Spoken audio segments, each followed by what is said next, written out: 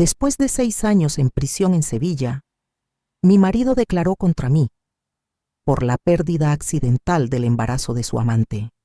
Hola y gracias por acompañarme en este video. Si te gusta el contenido, te invito a suscribirte al canal para ayudarme a alcanzar los 3000 suscriptores. Tu apoyo realmente marca la diferencia. No olvides dejar tu like para que más personas puedan descubrir esta historia. Cada video está hecho con dedicación y mucho esfuerzo para ustedes. Compártelo con tus amigos y quédate hasta el final. Espero que lo disfrutes.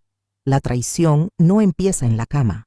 Empieza en el silencio, en la mirada que se desvía, en el mensaje que se borra demasiado rápido, en la llamada que se contesta en el pasillo. Mi nombre es Kira Andrade, o lo era, porque el día que Álvaro Salgado, mi marido durante 15 años, decidió testificar en mi contra en el juzgado de lo penal de Sevilla, esa mujer murió. Artículo 147. Lesiones graves. Agresión con resultado de pérdida gestacional. Podía acogerse a su derecho a no declarar. La ley se lo permitía. El matrimonio se lo permitía. La memoria de nuestra hija adolescente se lo suplicaba. Pero habló. Y yo pasé 6 años en el Centro Penitenciario Sevilla, 2.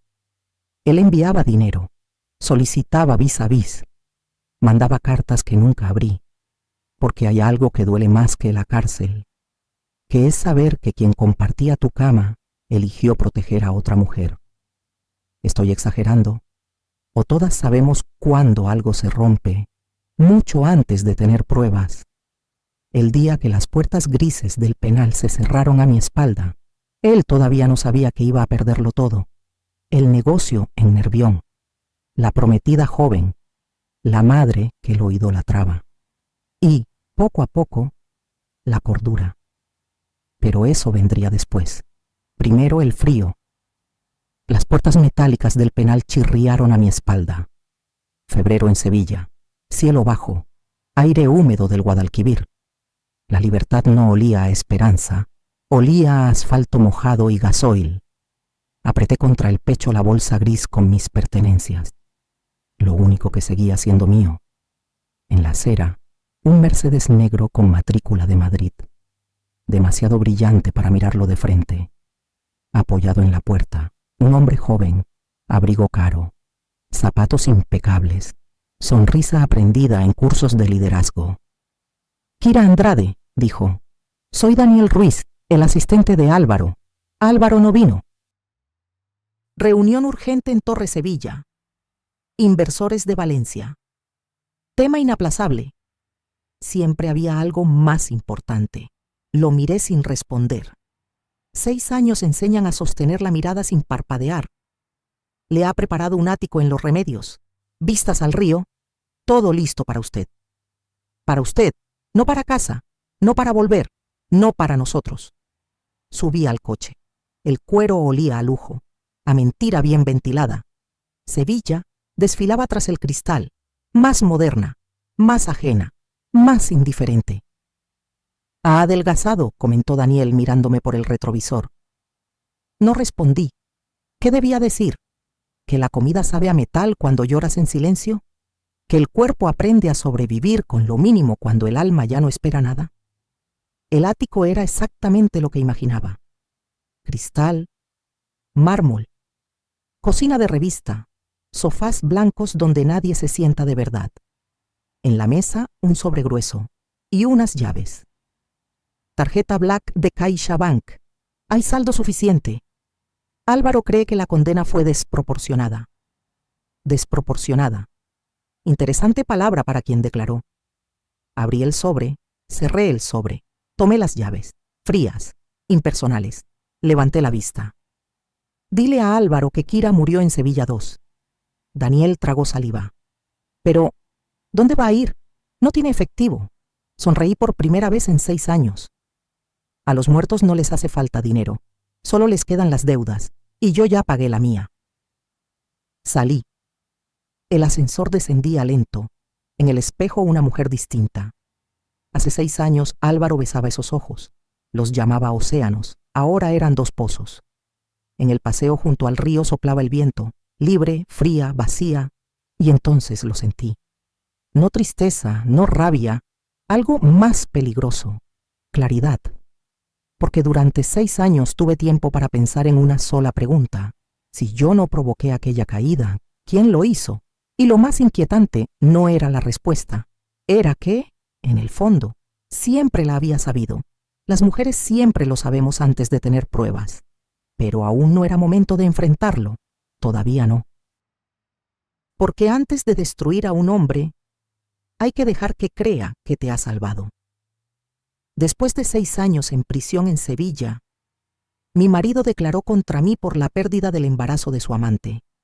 La traición no empieza en la cama, empieza en el silencio, en la llamada que se atiende en el pasillo, en el móvil que se gira boca abajo, en esa distancia que no se puede medir, pero se siente en la piel.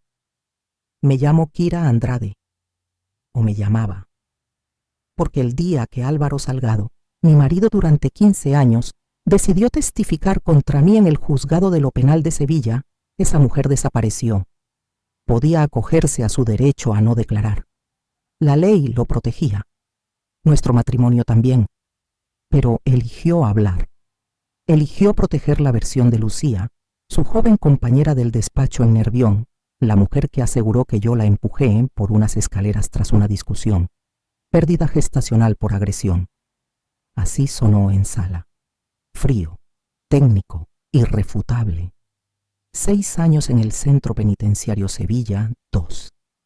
Él enviaba dinero. Solicitaba vis a vis. Cartas que nunca abrí. Porque hay algo más humillante que una condena. Saber que el hombre que te prometió lealtad decidió construir su nueva vida mientras tú aprendías a sobrevivir con lo mínimo. ¿Estoy exagerando? ¿O las mujeres notamos el cambio mucho antes de que llegue la prueba?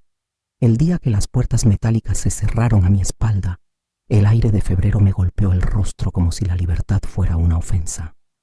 Olía a río y a gasolina. Sujetaba contra el pecho la bolsa gris con mis cosas.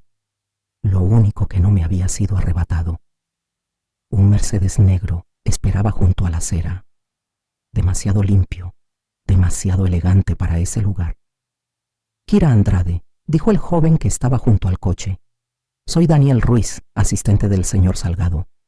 Álvaro no había venido. Reunión urgente en Torre Sevilla. Un acuerdo con inversores de Valencia. Imposible cancelarlo. Siempre había algo más importante. Me limité a mirarlo. 6 años enseñan a sostener la mirada sin pedir nada. Le ha preparado un ático en Los Remedios. Vistas al Guadalquivir. Todo listo, todo listo. ¿Para qué exactamente? ¿Para agradecerle que declarara contra mí? Subí al coche. El cuero olía a lujo nuevo, a vida intacta. Sevilla pasaba tras la ventanilla, reconocible y extraña al mismo tiempo.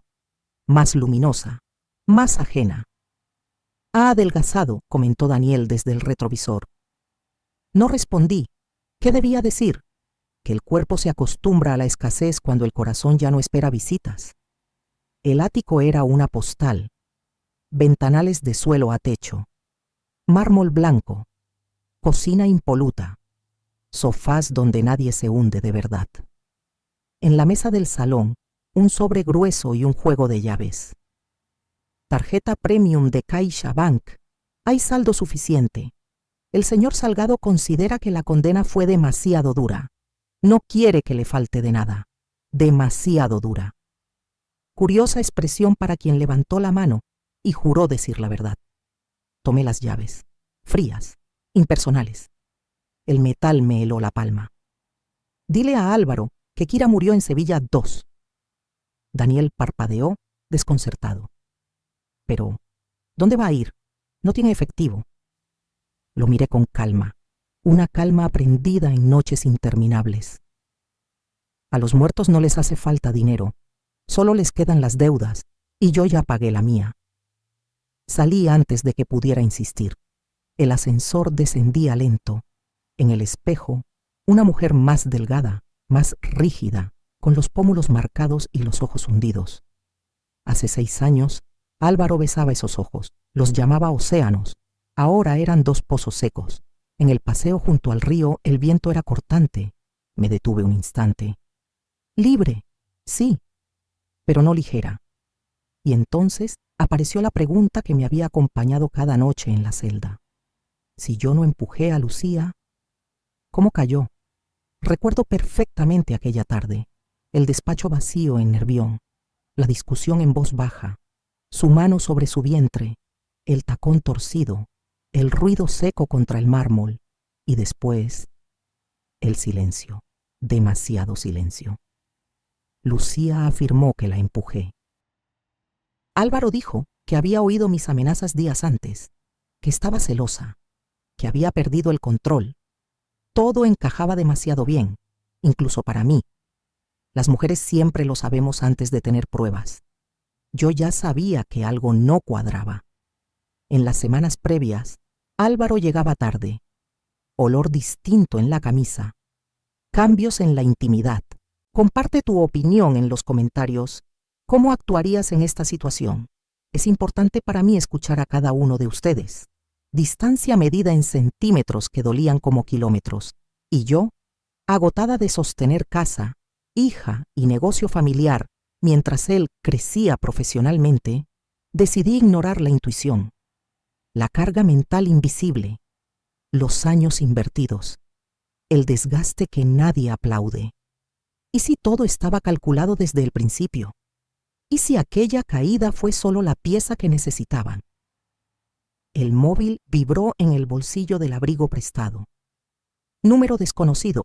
No contesté, porque antes de enfrentar a un hombre que te traicionó, hay que entender hasta dónde está dispuesto a llegar para proteger su mentira. Y Álvaro todavía creía que me estaba haciendo un favor. No sabía que 6 años dan tiempo suficiente para aprender a esperar. Y yo ya no tenía nada que perder. Me detuve junto al pretil del Guadalquivir. El agua bajaba turbia, indiferente. Había visto imperios caer. Vería también caer matrimonios. Abrí la mano. Las llaves del ático en los remedios y la tarjeta negra de Caixa Bank brillaron un segundo bajo el cielo gris de febrero y desaparecieron en el agua con un sonido mínimo, un gesto limpio, sin discurso, sin testigos importantes. Niña! ¿Qué haces?, gritó el operario de limpieza desde unos metros más allá. No respondí. Seguí caminando. Nadie miró 2 veces a la mujer del abrigo barato que no era de su talla. Para Sevilla, yo era invisible. Una más de esas historias que la ciudad absorbe y escupe sin detenerse. La primera noche en libertad la pasé en la estación de Santa Justa, en un banco frío, entre mochilas viejas y silencios rotos. Por la mañana compré un café aguado en un vaso de cartón con las pocas monedas que me quedaban. Me quemé los labios. Aún así bebí despacio. El primer café caliente en años que nadie podía tirarme por indisciplina. ¿Vienes de dentro?, preguntó una mujer envuelta en una manta deshilachada. Asentí. Se nota en los ojos. Claro que se notaba. Las que hemos estado encerradas miramos diferente, más fijo, más hondo, como si siempre esperáramos que alguien cierre una puerta. ¿Te dejó el hombre? No, respondí. Yo lo dejé hace 6 años, aunque él todavía no lo sabe. La mujer rió sin dientes. Bien hecho. El respeto no se mendiga. Esa frase se quedó conmigo. Encontré trabajo una semana después, limpiando suelos por la noche en un supermercado de Triana, en efectivo, sin preguntas. Mostré el DNI, pero dije otro nombre. Nina. Corto, anodino, olvidable. Alquilé una habitación en un bloque antiguo en el Polígono Sur, pendiente de demolición. Pasillos con olor a humedad. Vecinos que no preguntaban. Inmigrantes, jubiladas solas, hombres que hablaban poco. El anonimato era un lujo mayor que el ático. «Estás demasiado delgada», murmuraba Carmen, la vecina de la cocina compartida. «Te he hecho lentejas». «Gracias, no puedo». Orgullosa y tonta. No era orgullo. Era que el estómago se encogía ante un plato lleno. 6 años de bandejas metálicas no se olvidan. Comía fideos instantáneos, vertiendo el agua caliente en el propio envase. Costumbre aprendida. El cuerpo recuerda lo que la mente intenta enterrar. Durante el día, cuando no dormía tras el turno nocturno, caminaba. Recogía latas, botellas. No por el dinero, me bastaba para pagar la habitación y la comida. Lo hacía porque no soportaba estar encerrada entre 4 paredes. Demasiadas paredes en una sola vida. Nini! Gritaban algunos sin techo en el parque. ¿Qué has encontrado hoy? Me aceptaban como una más, y yo no lo desmentía. En su mundo nadie pregunta por tu pasado. Cada uno carga el suyo. Una tarde, junto a un contenedor frente a un edificio de oficinas en Nervión, encontré una revista de negocios. Portada brillante. Titular en grande: Los 40 empresarios andaluces que marcan tendencia. Álvaro sonreía desde el papel. Traje azul oscuro. Seguridad estudiada. A su lado, Lucía. Vestido claro. Mano apoyada en su brazo. Un anillo evidente. Comprometidos. El gesto me sorprendió por su calma. Rasgué la revista en trozos pequeños, muy pequeños. Los repartí en distintas papeleras, que el brillo volviera al lugar que le correspondía. ¿Qué haces? Eso se vende como papel, protestó un hombre desde el banco cercano. No todo el papel vale dinero, respondí. No todo el papel dice la verdad. Las estaciones cambiaron. Primavera. Luego calor pegajoso. Yo seguía limpiando suelos mientras la ciudad dormía. Seguía caminando de día. Seguía siendo Nina. A veces soñaba con él, pero no como antes. En el sueño, Álvaro estaba tras una reja. Gritaba algo que no lograba oír. Yo intentaba acercarme y despertaba antes de entender. Sudor frío, oscuridad, ventana abierta. ¿Otra vez pesadillas?, preguntaba Carmen desde el pasillo. Los muertos no sueñan, respondía, pero tú respiras. Ella no lo entendía. Morí el día que Álvaro levantó la mano en el juzgado. Morí cuando acepté que había elegido creer a otra mujer antes que mirarme a los ojos. Morí cuando comprendí que mi palabra valía menos que su nueva vida. La traición no empieza en la cama. Empieza cuando alguien decide que tu versión es prescindible. Y sin embargo, algo dentro de mí seguía despierto, observando, esperando. Porque mientras él aparecía en revistas y organizaba su boda en un hotel de 5 estrellas en el centro de Sevilla, yo aprendía algo que nunca había necesitado antes. Paciencia. Tú habrías hecho lo mismo, desaparecer sin defenderte, o esperar el momento exacto para que la verdad caiga por su propio peso. Yo todavía no me había movido, y él ya empezaba a cometer errores. 15 días de aislamiento, 2 fuera, otros 15 dentro, y así durante años. Cuando sales tantas veces del mundo, dejas de contar las muertes. La mujer que caminaba ahora por Sevilla, fregaba suelos en Triana y recogía latas en el Parque de los Príncipes no era Kira Andrade, esposa de un empresario brillante. Era una sombra que aprendió a imitar la vida lo justo para no molestar. A veces pasaba frente a restaurantes caros en la Avenida de la Constitución. Veía dentro a antiguos conocidos, socios de Álvaro. Copas en alto, risas amplias. Ninguno sospechaba que, a menos de 1 metro, al otro lado del cristal, caminaba la mujer a la que habían enterrado en silencio. «Nina, estás demasiado delgada», me dijo una noche Gul, la encargada del turno, una mujer mayor que no hacía preguntas innecesarias. «¿Estás enferma?» «No tengo hambre». Todo el mundo tiene hambre, no siempre. Fregar el pasillo de los lácteos distraía. El cansancio regalaba algunas horas sin sueños.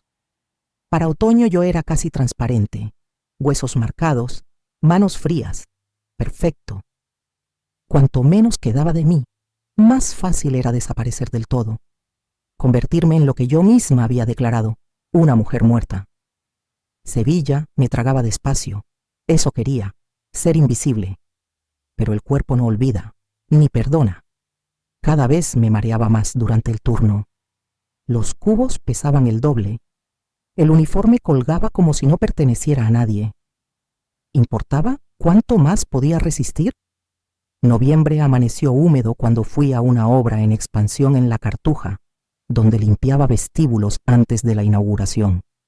Mono gris enorme, gorro hasta las cejas, manguera de presión en las manos. «Nina, viene la dirección», gritó el encargado. «¡Espabila!». Aumenté el chorro. El agua arrastraba polvo y restos de cemento hacia las rejillas. Las puertas automáticas se abrieron. Trajes oscuros, zapatos brillantes, relojes que valían mi condena entera. Y entonces lo sentí. Esa forma de caminar, esa pausa antes de dar el siguiente paso. Bajé la cabeza. Demasiado tarde. Unos zapatos perfectamente lustrados se detuvieron frente a mí. Kira, mi nombre, en su voz. Un latigazo. Seguí sujetando la manguera. El agua salpicaba mis botas. Se inclinó intentando verme bajo el gorro. «Dios mío, ¿eres tú?». Levanté la mirada. Vacía, limpia de todo. Su mano atrapó mi muñeca, hueso contra piel cara. El contacto me atravesó como electricidad. Instintivamente giré la manguera. El chorro helado le golpeó el pecho. El abrigo oscuro se empapó en segundos. Murmullos. Un asistente dio un paso al frente. «Señor Salgado». «Atrás», ordenó él sin soltarme. Me miraba como si estuviera viendo un fantasma. «¿Qué haces aquí? No pareces tú». No respondí. La manguera seguía abierta. El agua formaba un charco a nuestros pies. «Llevadla al coche», dijo sin apartar los ojos de mí. 2 hombres me sujetaron por los brazos. No me resistí. ¿Para qué? Me empujaron hacia un SUV negro con cristales tintados. 1 minuto después, Álvaro entró conmigo, aún empapado. «Al despacho». Durante el trayecto no habló. Solo apretaba y soltaba los puños. Del abrigo caían gotas sobre el suelo impecable del vehículo. Yo me pegué a la puerta, calculando distancias, salidas, velocidad. En su oficina en Nervión, me llevó a una sala de reuniones privada. Cerró con llave. Fue directo a una caja fuerte empotrada. Sacó una carpeta gruesa. La abrió sobre la mesa. Planos, mapas, fotografías aéreas. «Mira esto». Señaló una zona delimitada en rojo, cementerio antiguo de un pueblo en la provincia de Huelva. Proyecto de recalificación, futuro complejo residencial. El aire se volvió más denso. Reconocí el lugar. Allí estaba enterrado mi padre. «Los permisos están bloqueados», dijo con tensión contenida. «Hay denuncias, protestas vecinales, un informe nuevo que cuestiona la legalidad del estudio previo». Levanté la vista. «¿Y qué tiene que ver eso conmigo?». Su mandíbula se tensó. «La denuncia inicial lleva tu nombre». Silencio. «Eso es imposible», añadió, más bajo. «Tú estabas en prisión». «Exacto. ¿Quién firmó entonces? ¿Quién utilizó mi identidad? ¿Quién empezó a desmontar su proyecto justo cuando yo desaparecía?». Lo miré fijamente. Por primera vez desde que me reconoció, vi algo distinto en sus ojos. No culpa, no compasión, miedo. La traición no empieza en la cama. Empieza cuando subestimas a la persona que más te conoce. «Kira», susurró, «¿qué está pasando?». No contesté, porque en ese instante entendí algo que él aún no veía. Yo no era la única que había perdido 6 años, y alguien más había estado moviendo piezas. ¿Quién? Esa era la verdadera pregunta, y por primera vez no era yo la que estaba acorralada. «Ahí está enterrada mi abuela», dije al fin, «la única persona que me quiso sin condiciones». Álvaro no apartó la vista del plano extendido sobre la mesa de la sala. «Complejo turístico de alto nivel», continuó, como si hablara del tiempo. «Hotel boutique, restaurantes, club náutico. El cementerio se traslada. Reubicación colectiva, sin lápidas individuales, sin referencias. Nadie sabrá dónde está cada cual. Reubicación colectiva, una forma elegante de decir, mezclar los restos y borrar los nombres. No podrías encontrarla nunca, añadió en voz más baja. Miré el punto rojo marcado en el mapa.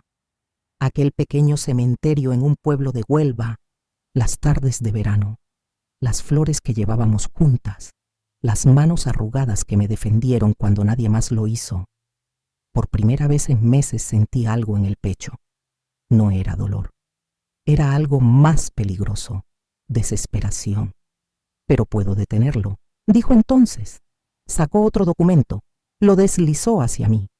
Contrato laboral, 5 años, archivo corporativo, vivienda incluida, seguro médico privado, manutención, todo cubierto. A cambio, su dedo golpeó suavemente el papel. El cementerio no se toca. La tumba de tu abuela se mantiene intacta, incluso la mejoro. Nueva lápida, mantenimiento permanente. Me costó tragar saliva. ¿Y si me niego? No habrá protección para esa parcela. No había elección, y él lo sabía. La traición no empieza en la cama. Empieza cuando alguien utiliza lo que más amas como moneda. Tomé el bolígrafo. La mano temblaba, no de miedo, de odio. Firmé. Él recogió los papeles con rapidez, como si temiera que me arrepintiera. Cerró la caja fuerte. Carmen te llevará a la casa. La casa estaba en una urbanización privada en las afueras de Sevilla, en una zona de chalets con vigilancia. Olía a perfume caro y madera encerada. Carmen, la ama de llaves, me mostró las habitaciones con una amabilidad automática. Esta será su dormitorio. Cama enorme, sábanas de seda, cortinas pesadas, demasiado perfecto, demasiado limpio, como aquellas salas modelo que enseñaban en prisión cuando venía una inspección. Cuando me quedé sola, recorrí la habitación en silencio, ventanas cerradas, sin rejas, segunda planta. Arranqué una manta ligera de la cama y la extendí en el suelo, junto a la puerta. Más seguro. Si alguien entraba, lo oiría. Me acurruqué como en aislamiento. Cerré los ojos. Las pesadillas no tardaron. La ducha fría. Manos arrancando el colgante de mi cuello. El juicio. Álvaro girándose cuando pronunciaron la sentencia. Yo gritando su nombre. Él sin volver la cabeza. Desperté empapada en sudor. Afuera clareaba. Un amanecer gris de noviembre. El archivo donde me asignaron estaba en el sótano del edificio principal de su empresa en Nervión. Olía a polvo y papel viejo. Filas interminables de cajas. Aquí trabajará, dijo el jefe de departamento, un hombre nervioso. Clasificar por años, digitalizar, nada pesado. El señor Salgado pidió que no la sobrecargáramos, asentí. En cuanto se fue, escogí la caja más grande. La levanté. La espalda protestó. Perfecto. El dolor físico distrae del otro. ¿Qué estás haciendo? Álvaro apareció sin aviso y me arrebató la caja. Te dije que nada pesado. Saqué una libreta del bolsillo. Escribí despacio y se la tendí. Soy deudora. Los deudores trabajan. No me compadezcas. Tu compasión me da náuseas. Leyó. Arrugó la hoja, la dejó caer al suelo. Durante un segundo pareció más cansado que enfadado. Luego se marchó. Una semana después bajó al archivo Marta, su prometida. Hija de un alto cargo de la Junta, elegante, impecable, abrigo de piel claro, tacones imposibles. Me rodeó como quien inspecciona un objeto defectuoso. Así que tú eres la famosa Kira. No levanté la vista. Pensé que serías más impresionante. Silencio. Eso la irritó. Te estoy hablando. Seguí clasificando documentos. La traición no empieza en la cama. Empieza cuando una mujer decide humillar a otra para asegurar su posición. Al final no eres más que una exconvicta, murmuró. Una adicta con suerte. No reaccioné. Perdió la paciencia. El vaso de café que sostenía se inclinó bruscamente. El líquido caliente cayó sobre mi mano, justo sobre las cicatrices antiguas. El dolor fue agudo, limpio. No grité. Me levanté, cogí un trapo, empecé a secar el suelo con calma. La tela rozó la punta de sus zapatos rojos de suela brillante. Marta dio un paso atrás, indignada. «¡Mira lo que haces!». La miré por primera vez, directamente, sin odio, sin miedo, solo con algo que no supo interpretar, porque ella creía que yo estaba derrotada, y Álvaro creía que me tenía bajo control.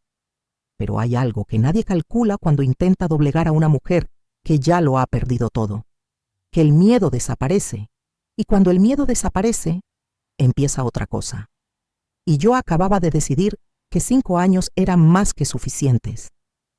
Marta retrocedió como si la hubiera rozado algo contagioso. «Estás loca», escupió antes de salir del archivo, los tacones resonando en el pasillo. Después de aquello, no volvió a bajar. Álvaro apareció 1 hora más tarde. Vio la quemadura en mi mano, la piel enrojecida. No preguntó quién había sido. «Ven». Me llevó a la cafetería corporativa, cristaleras enormes con vistas a la ciudad. Todo blanco, todo impecable. Colocó una bandeja delante de mí, carne asada, pescado, guiso humeante con trozos grandes. «Come». El olor a grasa me golpeó antes de que pudiera apartarme. El estómago se contrajo con violencia. «No puedo», susurré. «Sí puedes». Su voz se tensó. «Deja de castigarte para castigarme a mí. No soy idiota. Te estás dejando morir». Cogió la cuchara, la llenó, la acercó a mis labios. El vapor me devolvió a otro comedor. Bandejas metálicas, olor a lejía, gritos. Fue demasiado. El cuerpo reaccionó antes que yo. Vomité sobre la mesa, sobre su camisa, sobre sus zapatos caros. No había casi nada en mi estómago, pero las arcadas no paraban. «Señor Salgado», intervino Daniel apareciendo a su lado. «El médico ya lo advirtió. Trastorno alimentario postcarcelario. No tolera comidas grasas». Álvaro se quedó pálido. Levanté la cabeza. Me limpié la boca con el dorso de la mano. «Tu bondad da más miedo que los golpes», dije con voz ronca, y me fui. Al día siguiente, su madre irrumpió en el archivo sin avisar. Teresa Salgado, la misma que, 6 años atrás, me llamó vergüenza de la familia ante los periodistas. «¿Cómo te atreves a volver?», gritó agitando el bolso. «Delincuente, has destrozado la vida de mi hijo». Alzó la mano para abofetearme. Cogí un cúter de la mesa. No lo dirigí hacia ella. Lo apoyé en mi propio cuello, justo donde latía el pulso. «¿Qué haces?». Su voz se quebró. Presioné apenas. Una línea fina de sangre descendió hasta la blusa. No aparté la mirada. Estaba dispuesta, no a morir, sino a demostrar que ya no podían asustarme. «Estás enferma». Retrocedió, tropezando con una silla antes de huir. La herida era superficial. Se cerraría. Algunas otras no. La cena de Navidad de la empresa fue el siguiente acto. Álvaro envió un vestido verde esmeralda, espalda descubierta. Me cambié en el vestuario del personal. La tela cayó sobre mi piel como una mentira elegante. La puerta se abrió sin aviso. Él se quedó inmóvil. Mi espalda no era piel. Era un mapa. Cicatrices cruzadas, marcas antiguas, quemaduras, recuerdos que nadie en aquella sala podría soportar mirar más de 2 segundos. No dije nada. Me puse el vestido. Salí. En el salón del hotel Alfonso XIII brillaban las lámparas, música suave, copas de champán. Yo me apoyé en una columna, infiltrada en una vida que ya no era mía. Entonces la vi. Lucía, perfecta, sonriente, perfume inconfundible. Se acercó demasiado. «Qué sorpresa verte aquí», susurró junto a mi oído. «Siempre quise decirte algo». Su aliento era dulce. Nunca estuve embarazada. El mundo se detuvo. La sangre era falsa, de una tienda de bromas. Costó poco. Convencer al médico fue más caro. 6 años. Aislamiento. golpes, la muerte de mi abuela, mi nombre arrastrado por el barro, por un frasco barato. No grité. El dolor fue tan grande que no salió hacia afuera, se giró hacia adentro, como una cuchilla. Mis uñas se clavaron en mi propia piel. Arañé mi rostro sin darme cuenta. Necesitaba arrancarme algo. El pasado, la humillación, todo. Alguien gritó mi nombre. El espejo detrás de mí se quebró cuando mi cabeza impactó una vez y otra. La sangre resbaló por mi frente. No dolía. Solo había una sensación extraña de alivio. Un fragmento de cristal quedó en mi mano. Las venas marcadas bajo la piel fina. Una salida. No. Álvaro apareció. Golpeó el cristal de mi mano. Me sostuvo antes de que cayera. Yo me debatía. No reconocía mi propia voz. No maté a nadie. Devuélvele el hijo. No me encierres otra vez. La sala estaba en silencio. Invitados inmóviles. Miradas horrorizadas. Él me cargó en brazos. Atravesó el salón sin mirar a nadie. Por primera vez no había orgullo en su gesto, solo pánico. Mientras me sacaba del hotel, comprendí algo con una claridad devastadora. La traición no empieza en la cama. Empieza cuando alguien cree que puede destruirte y salir ileso. Lucía había confesado, y ahora ya no era una sombra, era una prueba viviente, y cuando despertara, no sería para romperme, sería para hablar. El coche atravesaba Sevilla de madrugada y yo seguía gritando. No veía avenidas, veía barrotes, escuchaba puertas metálicas cerrándose. Álvaro me sujetaba con fuerza en el asiento trasero. Tranquila, ya está, nadie va a hacerte daño. Pero su voz se mezclaba con ecos del pasado. A la clínica privada de los remedios. Rápido, ordenó al conductor. Llama al doctor Benavides, que preparen una habitación y que avisen a psiquiatría. No, me aferré a su chaqueta. No me encierres, no otra vez. Seré buena, lo prometo. Él me acariciaba el pelo con manos temblorosas. Nadie te van a encerrar. Necesitas ayuda, Kira. Te has hecho daño. En la clínica me ataron las muñecas con correas blandas. Es por su seguridad, dijo el médico, canoso, distante. Álvaro no se movió de mi lado mientras la enfermera inyectaba el sedante.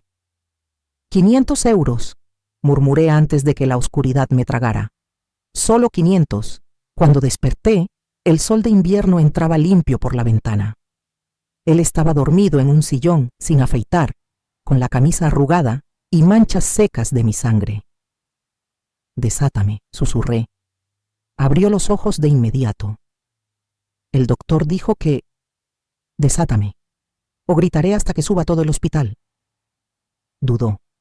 Luego soltó las correas. Me incorporé despacio, las muñecas entumecidas. ¿Qué dijo Lucía anoche? Preguntó inclinado hacia mí. ¿Qué significan esos 500 euros? Lo miré como se mira a alguien antes de darle una noticia irreversible.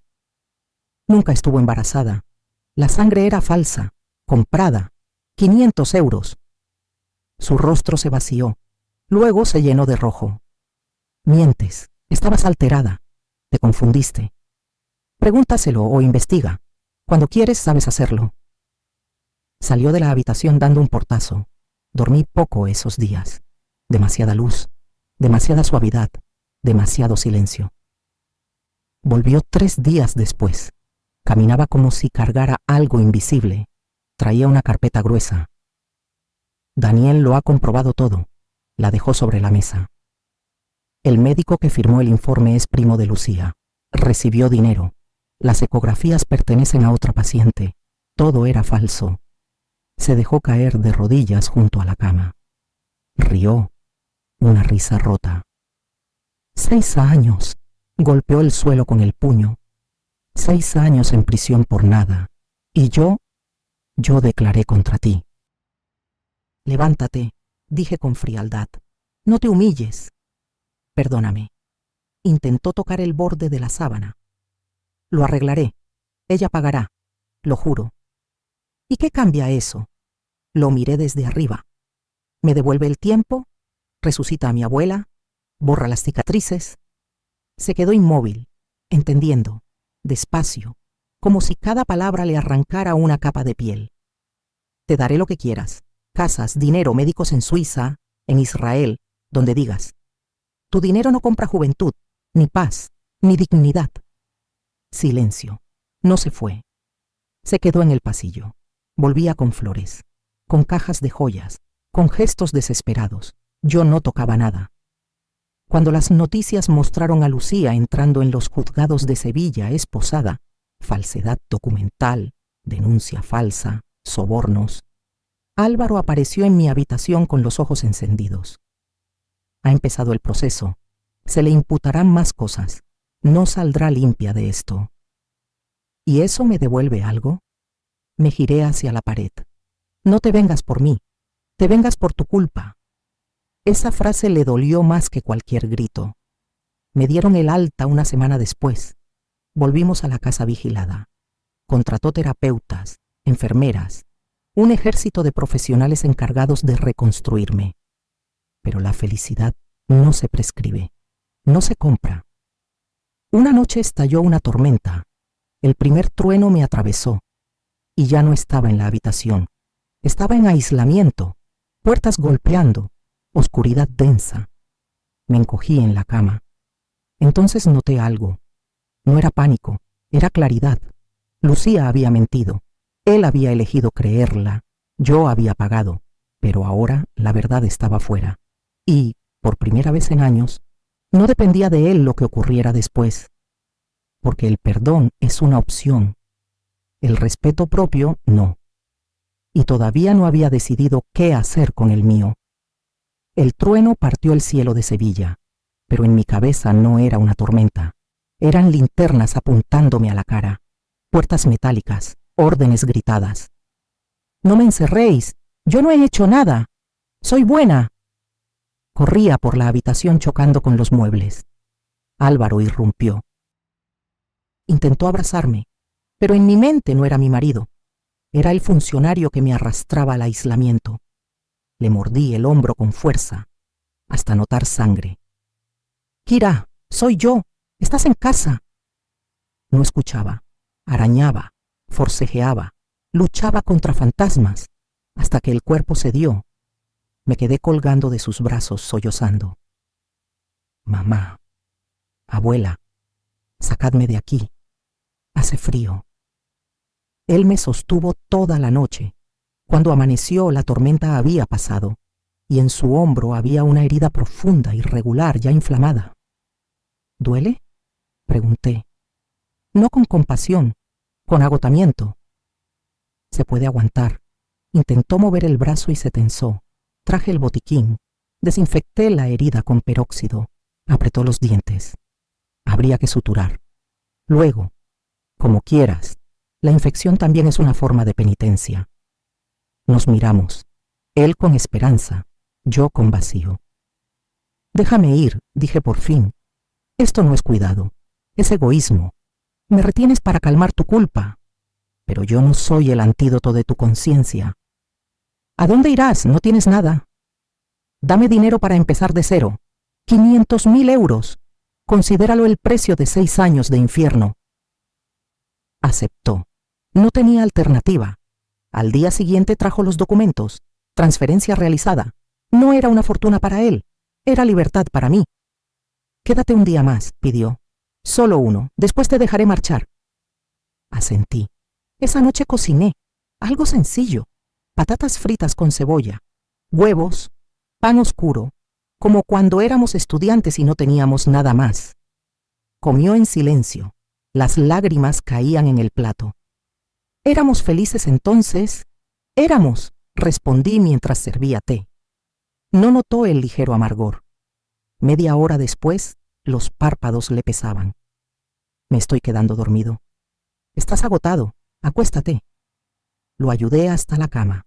Me agarró la mano. ¿Me has perdonado? Sí. No añadí nada más. Esperé a que la respiración se volviera profunda. Recogí una bolsa pequeña, documentos, dinero, ropa básica. Dejé una nota sobre la mesa. Una sola palabra. Adiós.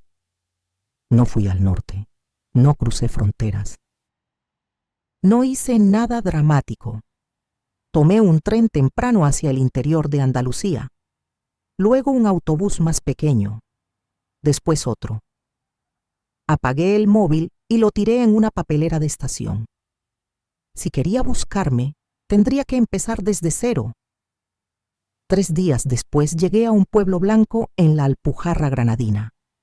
Montañas cerrando el horizonte, una carretera estrecha y silenciosa, lo justo. Una mujer mayor vendía miel junto a la parada. ¿Alquila habitación?, pregunté. Con estufa de leña y baño fuera. A los de ciudad no suele gustarles. Me vale. ¿Nombre? Pensé apenas un segundo. Darina. Yo soy Carmen. Pasa, te enseño. La casa era antigua pero firme. Vigas oscuras, chimenea viva, un pequeño huerto, un gallinero. Me instalé esa misma tarde. Por la mañana ayudaba con las colmenas. Al mediodía envasábamos miel. Por la tarde partía leña. Trabajo físico, real, sin cristaleras, sin mármol, sin juicios. Un mes después encontré un cachorro abandonado en el camino, delgado, asustado. Lo llamé Viento, dormía a mis pies. Cuando las noches traían recuerdos, su calor me anclaba al presente. ¿Huyó Kira o por fin eligió? Álvaro perdió reputación, socios, confianza. Lucía enfrentó cargos, pero nada de eso me devolvía el tiempo. El perdón es una opción. Irse también. A veces la venganza más elegante no es destruir, es desaparecer sin dejar rastro y vivir. Estás demasiado delgada, Darina. Refunfuñaba Carmen mientras me servía un plato hondo de sopa casera. Con este trabajo necesitas fuerza. He comido suficiente. La juventud siempre a dieta. ¿Y así cómo vas a encontrar marido? Sonreí. No estoy buscando. Eres joven todavía. No es bueno estar sola. Cada uno carga con sus propios pecados, Carmen. Resopló y no insistió. Era buena mujer. No hurgaba. Le bastaba con que trabajara, no bebiera y cumpliera. Las manos se me endurecieron con la leña y las colmenas. La piel se volvió áspera por el viento de la sierra, pero por dentro algo empezaba a encajar. Aquí nadie me miraba con lástima, ni con miedo, ni con morbo. Para el pueblo yo era solo Darina, callada, trabajadora, formal. Tita Darina, la pequeña Lucía, la hija del vecino, aparecía cada tarde. ¿Puedo acariciar a Viento? Despacio, aún es cachorro. ¿Por qué siempre estás un poco triste? No siempre. Y sonreía, torpe, nueva pero real. La primera sonrisa sincera en 7 años. Los meses pasaron. Aprendí a dormir sin sobresaltos, a comer sin náuseas, a caminar sin mirar atrás cada 2 pasos. Las cicatrices seguían ahí, en la espalda, en el cuello, en el alma, pero dejaron de ser una herida abierta. A veces, sentada en el porche con una taza de infusión, pensaba en Álvaro. Me preguntaba si había encontrado paz, si había aprendido algo. Ya no dolía. Eran pensamientos que cruzaban como nubes sobre Sierra Nevada. 2 años. Dejé de contar el tiempo. Dejé de esperar que alguien apareciera a reclamarme. Un sábado, bajé al mercado de Órgiva con la miel. Poca gente. Mañana fría. Darina, el cambio, me avisó el frutero del puesto de al lado. Metí la mano en el bolsillo para buscar monedas y sentí algo. Una mirada. Me giré. Un hombre con abrigo oscuro se alejaba rápido, hablando por el móvil. El corazón dio un golpe, pero me obligué a respirar. Había forasteros cada semana. Esa noche regresé al pueblo. Viento me recibió moviendo la cola. Carmen se quejaba de la humedad en las rodillas. Todo parecía normal, pero el perro gruñó de madrugada, bajo, contenido, mirando hacia la ventana. No se veía nada, solo el viejo cedro moviéndose con el viento. Salí al porche antes de que amaneciera. El aire frío despejaba cualquier miedo, tal vez imaginaciones. Me senté a remendar una camisa desgastada. Viento se tumbó a mis pies, alerta. Tita Darina, apareció la niña otra vez. Cuéntame un cuento. ¿Cuál? El de la princesa que dormía 100 años. Reí. Esa princesa no estaba dormida, solo estaba esperando despertar sola. La niña no entendió, pero rió igual. Viento ladró. Ella rodó por la hierba entre carcajadas. Y yo reí con ellos, libre. Mucho después sabría que Álvaro estaba detrás del cedro, que vio mi risa, que entendió algo demasiado tarde, que mi paz no venía de su culpa ni de su dinero. Venía de haberme ido. Dicen que el amor todo lo puede. No es verdad. El respeto propio puede más. Esa mañana encontré una maceta con violetas en el escalón del porche, tierra húmeda, sin nota, y unas huellas de zapatos caros marcadas en el barro. Las miré largo rato. No corrí, no temblé, no lloré. Entré en casa. Coloqué la violeta en la ventana, no como recuerdo, como prueba de que el pasado existe, pero ya no manda. El sol subía despacio sobre las montañas. Carmen trajinaba en la cocina. Viento dormía. La niña volvía a su casa. Cada mañana allí era un folio en blanco, sin juicios, sin barrotes, sin mármol, solo una vida sencilla, mía, porque perdonar es opcional, pero elegirte a ti misma es obligatorio. Y tú, después de 6 años robados, habrías tenido el valor de irte sin mirar atrás